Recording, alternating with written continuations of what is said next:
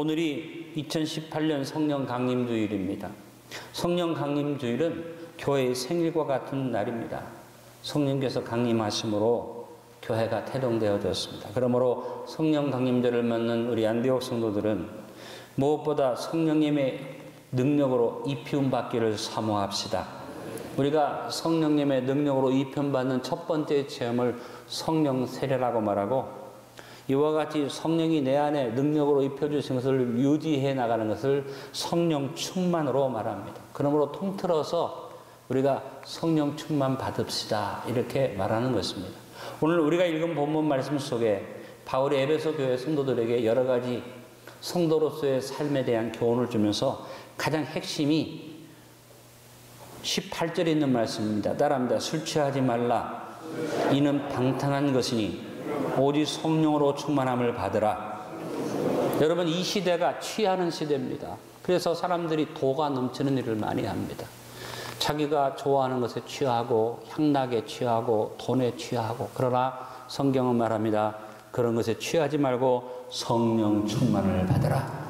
성령 충만 받는 사람이 어떻게 행할지 지혜로운 삶을 살 수 있고, 성령 충만 받는 사람이 세월을 아끼는 삶을 살 수 있고, 성령 충만 받는 사람이 참된 예배로 시와 찬미와 신령한 노래를 하나님 앞에 드릴 수 있으며, 성령 충만 받는 사람이 감사의 삶을 살고, 성령 충만 받는 사람이 그리스도를 경외하여 복종하는 복된 삶을 누리게 되는 줄 믿습니다.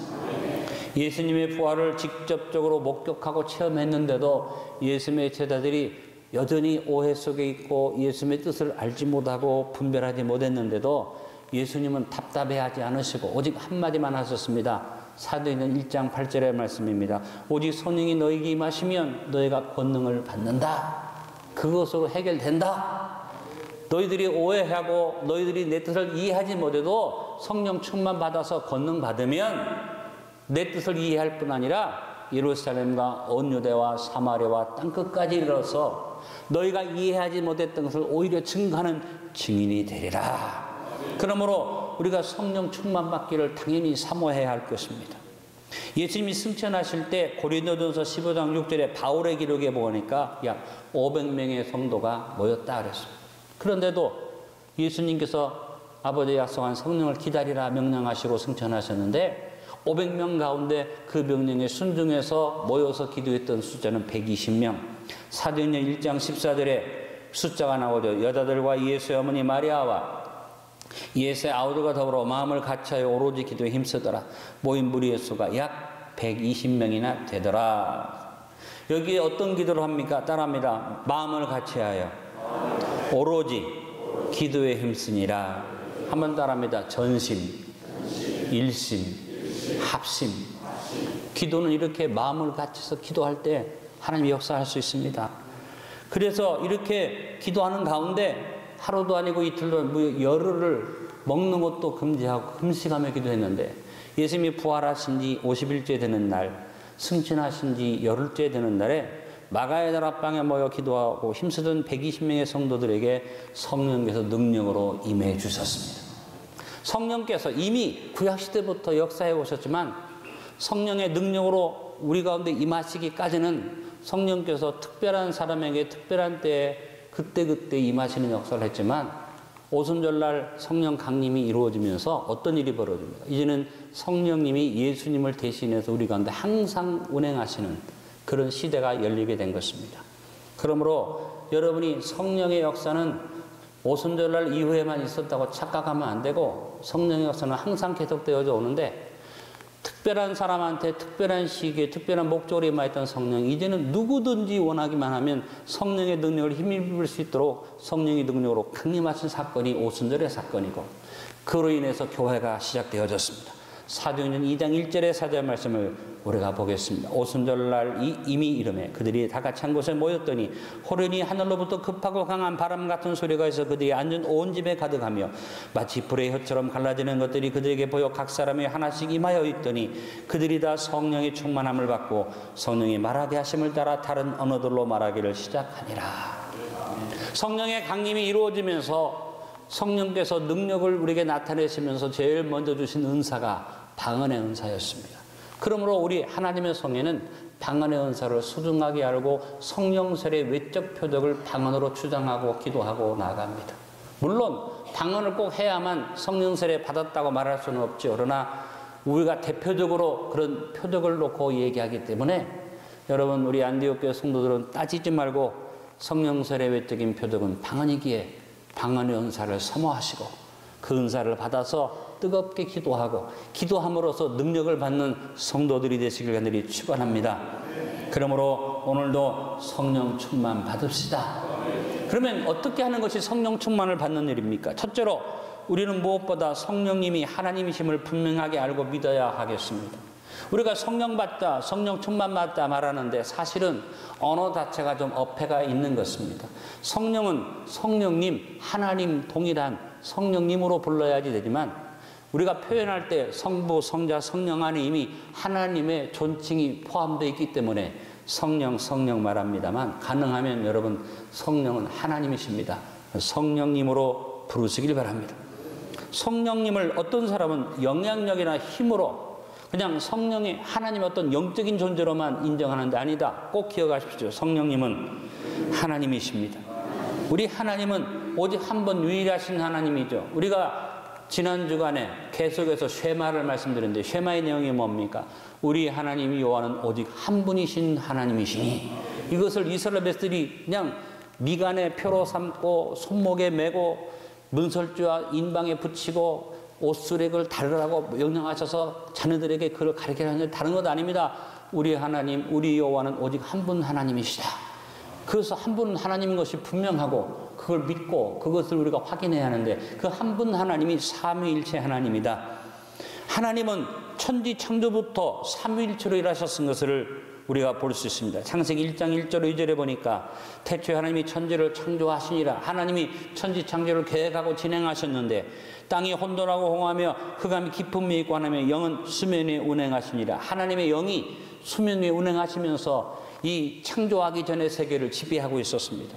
또 하나님이 천지를 창조할 때 말씀으로 창조하셨기에 요한복음 1장 1절로 3절은 말씀이신 하나님 바로 예수 그리스도의 역사로 천지가 창조되어졌음을 강조합니다. 태초에 말씀이 계시니라. 이 말씀이 하나님과 함께 계셨으니 이 말씀은 곧 하나님이시니라. 그가 태초에 하나님과 함께 계셨고 만물이 그로 말미암아 지은 바 되었으니 지은 것이 하나도 그가 없이는 된 것이 없느니라.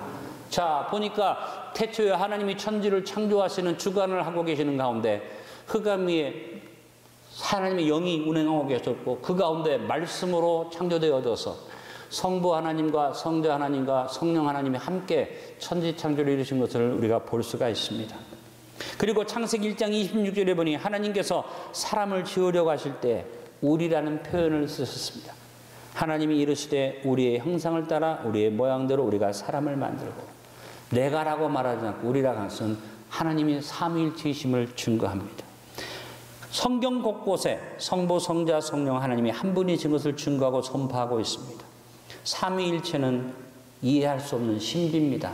여러분, 신비는 따지려고 하지 말고 믿으면 신비로운 일이기 때문에 믿으면 체험을 할 수가 있습니다.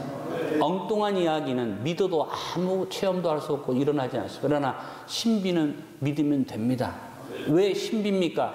우리 작은 머리로 우리 이해력으로 우리 체험으로는 도저히 이해되지 않는 신비가 하나님의 신비입니다. 여러분이 다 이해할 수 있어. 맞아. 그렇게 이해할 수 있는 하나님이라면 아무 존재의 의미가 없는 것입니다. 하나님은 우리가 이해할 수 없는 분인데 하나님의 이해할 수 없는 것 가운데 하나가 삼위일체 하나님이다. 그러나 여러분이 이해를 하기 위해서 제가 여러분의 돕기 위해서 예를 들고 유추를 해서 설명할 수는 있습니다. 딱 그렇다 얘기하면 안 됩니다.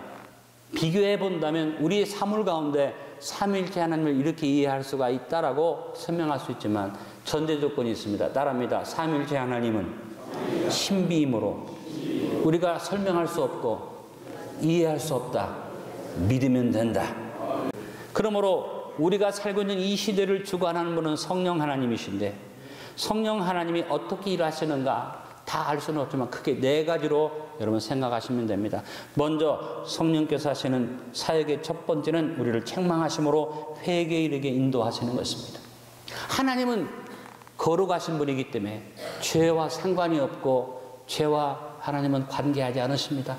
우리가 하나님의 이 모든 역사를 체험하려면 죄를 해결하는데 예수님이 우리의 죄를 해결하셨지만 우리는 계속해서 죄를 짓기 때문에 항상 성령님의 책망을 기쁘게 받고 죄를 회개해서 죄를 청산해야만 하나님의 역사가 우리 가운데 넘쳐나게 되고 성령 충만을 유지하게 될 줄로 믿습니다. 그러므로 성령님은 보혜사로서 회개케 하는 하나님이시다. 요한복음 16장 7절로 12절에 말하고 있습니다. 그러나 내가 너에게 실상을 말하노니 내가 떠나가는 것이 너에게 유익이라. 내가 떠나가지 아니하면 보혜사가 너에게로 오시지 아니할 것이요 가면 내가 그를 너에게로 보내리니 그가 와서 죄에 대하여 의에 대하여 심판에 대하여 세상을 책망하시리라. 죄에 대하여라 하면 그들이 나를 믿지 아니하며 의에 대하여라 하면 내가 아버지께로 가니 너희가 다시 나를 보지 못하며 심판에 대하여라 하면 이 세상 임금이 심판을 받았음이라. 내가 아직도 너에게 이를 것이 많으나 지금은 너희가 감당하지 못하리라. 예수님이 많은 말씀을 주시고 더 말할 것이 많이 있지만 너희가 감당하지 못하니까 지금 여기서 끝난다 그러나 누가 와서 성령이 와서 너희를 책망하시고 너희를 깨닫게 하시고 죄에 대하여 의에 대하여 심판에 대하여 회개케 하시리라고 하셨습니다. 그러므로 성령은 오셔서 무엇보다도 우리를 책망하시고 회개에 이르게 하십니다. 사랑하는 대교회 성도 여러분, 하나님의 능력으로 충만함 받기 위해서 언제나 회개하는 아름다운 삶을 삽시다. 말씀을 들을 때 책망이 임하고 또 여러분에게 하나님이 여러 가지로 책망하실 때 기쁘게 아멘으로 받는 그런 성도가 되시길 바랍니다. 성령님의 두 번째 사역은 성령은 진리의 영이십니다.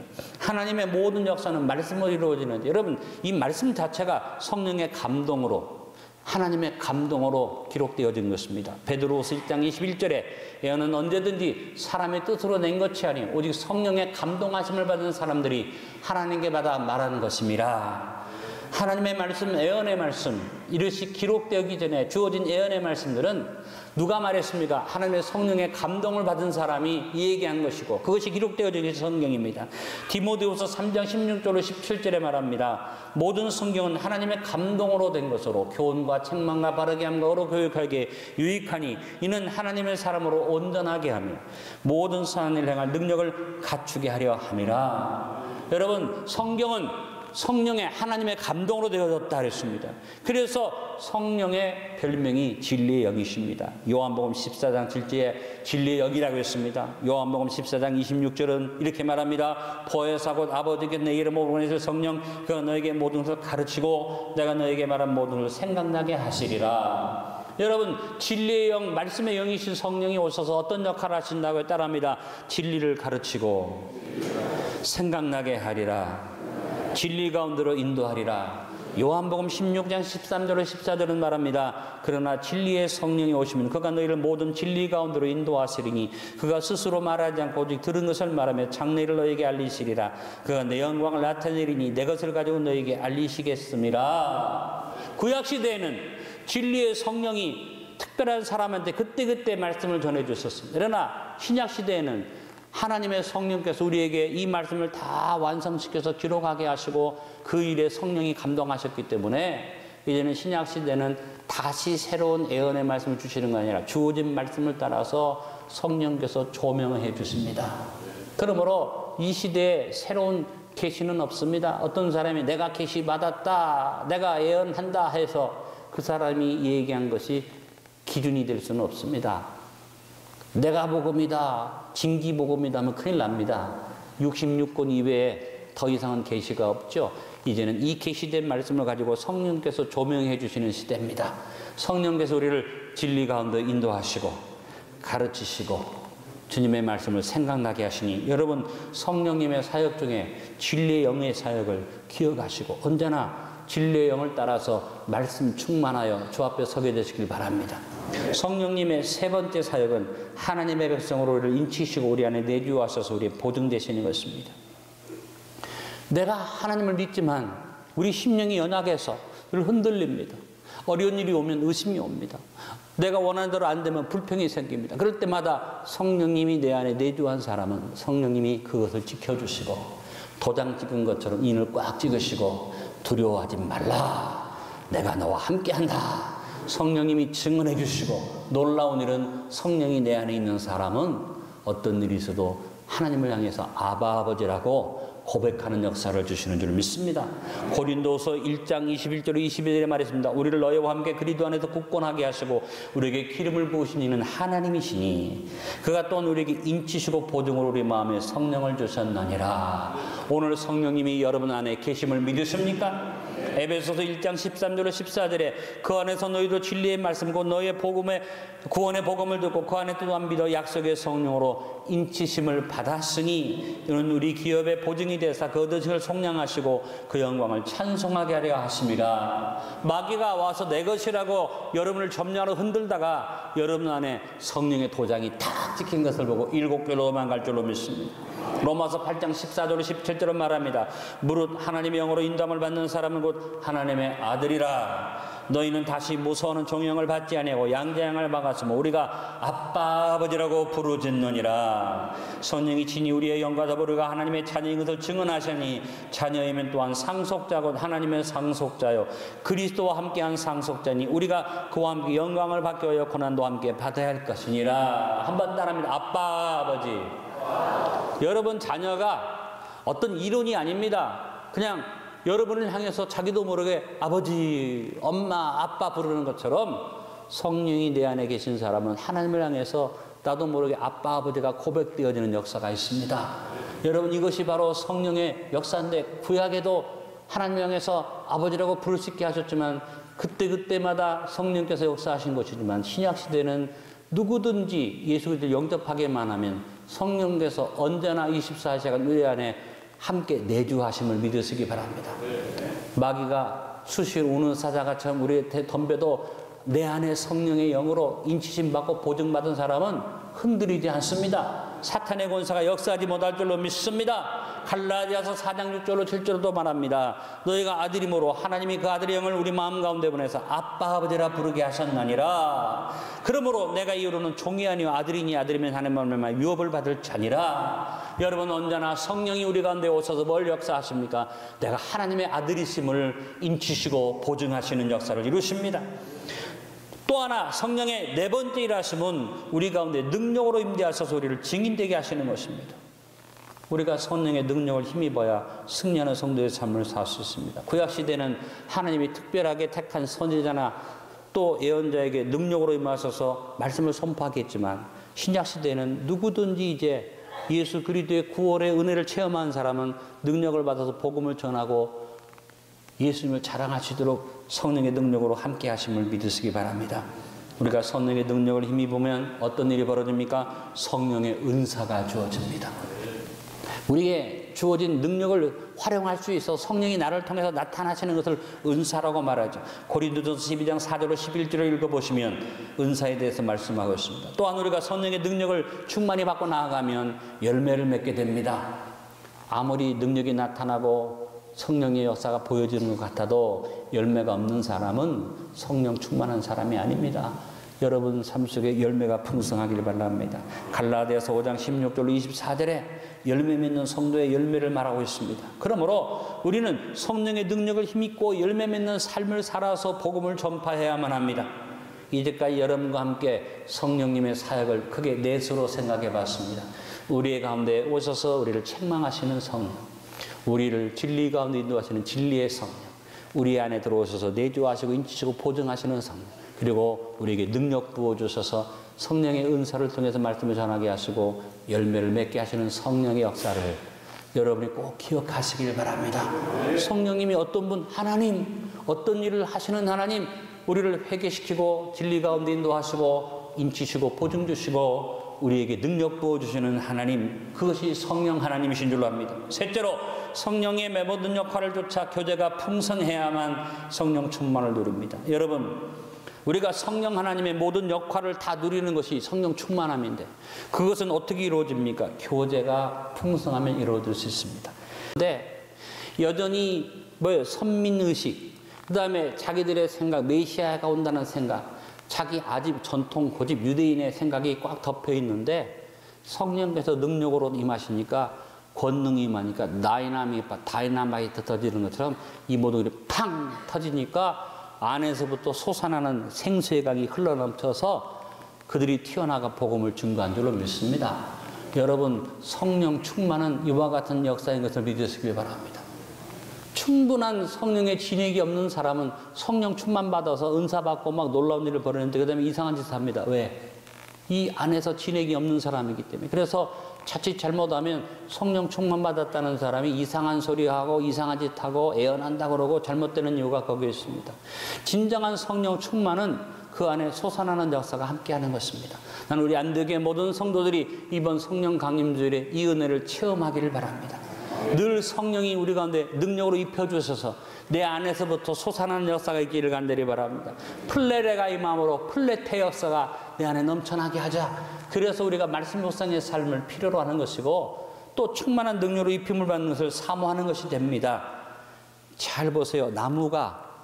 그 나무가 열매를 맺으려면 안에서부터 충분한 진액이 올라오지만 그 전에 뭐가 보러 햇빛이 충만히 덮여야지 되죠. 햇빛이 충분히 쬐어져야지 됩니다. 또 비가 듬뿍 내려서 수분이 다 넘쳐 올라야지 됩니다. 이것은 하늘에서 내려오는 햇빛과 하늘에서 내리는 비처럼 충만하게 나무를 적십니다. 근데 나무는 그걸로 끝나지 않죠. 안에 충분한 진액이 쫙 올라올 때 이 올라오는 역설에서 꽃이 피고 열매를 맺습니다. 성령 충만을 잘못 이해하는 사람은 나는 아무것도 필요 없고 능력만 받으면 된다. 아닙니다. 우리가 성령 충만과 성령 충분의 이 귀한 이 배합을 잘 생각하시고 성령 충만 받아라 이 말은 제가 말씀드린 플레레와 플레테를 연합한 얘기인 것을 기억하시기 바랍니다. 그래서 우리 오순절의 성도들이 오해를 받아가고 깡통처럼 소리만 요란하는 둥 말씀도 없는데 은사만 가지고 난리친다는 둥 그런 오해를 받습니다만 명확하게 말하면 여러분 성령과 말씀은 함께 역사하지 성령 충만한데 말씀이 없다. 이건 있을 수 없는 일이고 말씀은 있는데 성령 충만함이 없다. 이것도 있을 수 없는 일입니다. 이 말을 하는 사람이 제일 무식한 사람이에요. 여러분 우리 안디옥교회 성도들은 성령 충만 받아서 항상 햇빛을 누리고 단비를 맞는 심령 내셔서 늘 충만하게 하나님 주신 은혜를 늘 체험하기를 바라고 여러분 안에서 포도나무의 진액이 올라와서 아름다운 가지로 진액이 쫙 퍼지는 복된 삶을 누리시길 바랍니다.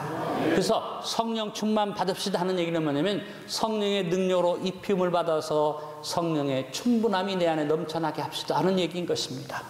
오늘 말씀의 결론을 맺습니다. 성령님은 삼위일체 하나님이십니다. 성령님은 회개케 하는 책망의 영이시며 진리의 영이시며 우리를 인치시고 보증되어 주시며 무엇보다 성령으로 충만하게 채우시는 권능을 베푸시는 보혜사가 되십니다. 이 모든 성령님의 역할을 남김없이 다 누리기 위해서 우리는 하나님의 권속들이 되어 인격적인 교제를 계속해야만 합니다. 그리고 성령님의 역할 중에도 우리는 성령의 권능, 바로 하나님의 능력으로 입힘을 받는 성령 세례를 사모해야 합니다. 성령 세례를 받은 성도는 계속적인 성령 충만을 위해서 우리의 내면에서 잠재된 능력이 솟아나서 성령의 내주하시는 능력과 함께 성령 충분의 체험을 통해 열매 맺는 성도들이 되어야만 합니다. 플레레의 체험을 통하여 항상 플레테를 유지하는 성령 충만하며 권능으로 입힘을 받아 은사를 나타내고 열매를 풍성히 맺는 안디옥 성도들이 됩시다. 주님이 우리와 함께 하시고 능력으로 채워주심을 믿습니다.